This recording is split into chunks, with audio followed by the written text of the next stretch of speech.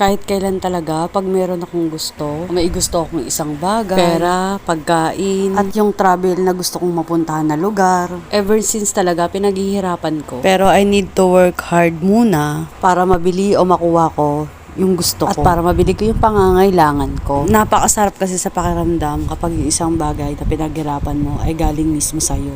Pinagpaguran mo mismo. Sometimes I realize na hindi natin kailangan ng tulong ng ibang tao para makuha yung gusto natin or matupad yung mga pangarap natin sa buhay. Napakasarap kasi sa feelings na pinagsimikapan mo. Sa totoo lang, until now, sinusubukan ko pa rin just to make my dream come true. Isipin mo na lang minsan, gawa mo ng paraan kung paano ka makakaalis sa sitwasyon na nahihirapan ka. At lagi nating isipin na tayo lang din mismo ang makakatulong sa sarili natin. Yung mga mahal natin sa buhay o mga kaibigan natin, gabay sila. Pero ikaw at ikaw pa rin ang gagawa ng paraan para mas maging masaya o maganda yung kinabukasan